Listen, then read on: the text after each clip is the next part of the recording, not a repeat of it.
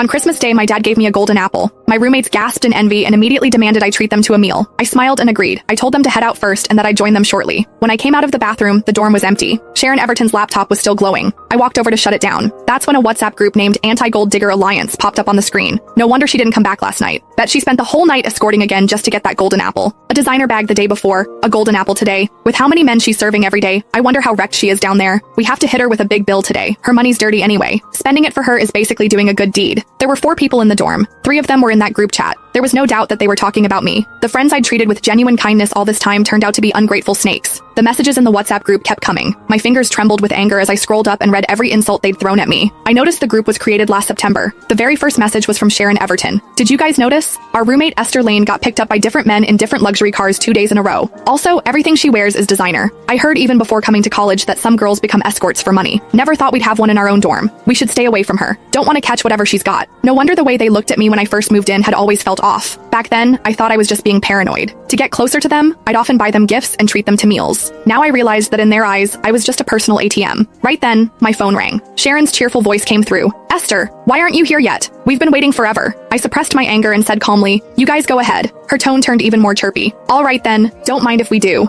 It wasn't the first time this happened. Whenever I was late, they'd order first and leave me to cover the bill after they were done eating. I'd heard of the restaurant they went to today. The minimum spend was $1,500. I'd like to see how they plan to pay for that. An hour later, the 3 of them pushed the door open and marched in angrily. Sharon snapped, Esther Lane, if you were in the dorm, why didn't you answer our calls? Mary Carlson added, the restaurant owner almost reported us to the police because we couldn't pay. I looked at them in disappointment, but you made it back just fine, didn't you? Sharon clenched her jaw. The bill was $4,500. We each took out a $1,500 loan online just to pay for it. She displayed her bank account number front of my face. Whatever. I won't argue about you being late and embarrassing us. Just pay us back. I snorted. You went out to eat. Why should I pay? She froze. What do you mean? You said you'd treat us. I grabbed her laptop, flipped the screen toward them, and said coldly, I only treat my friends to meals. Do people who insult and badmouth me behind my back count as friends? Under my cold stare, Mary and Celine lowered their heads. They felt too guilty to meet my eyes. Sharon snatched the laptop away. What are you doing snooping through my computer? How rude. If you didn't do anything shady, why would you be afraid? Weren't we right? Weren't those jewelry, bags, and that golden apple from men you'd slept with? I told her the truth. My dad bought them. She laughed sarcastically. Your sugar daddy, you mean? Stop pretending. I've seen your enrollment form. Both your parents' names were blank. You're obviously an orphan. My father was a well-known businessman in the capital. Since I was kidnapped as a child, I kept his name and my mom's name off my enrollment form for my own safety. Only people with dirty minds see everything as dirty. Even if I didn't list my parents' names, that doesn't give you the right to slander me. I demand an apology, I exclaimed. Sharon scoffed. You're the one doing disgusting things, and you're scared people talk? Apologize to you? In your dreams. If you hadn't been throwing money at us all this time, we wouldn't even be friends with a gold digger like you who sells her body. Now transfer the money to us, or you'll regret it.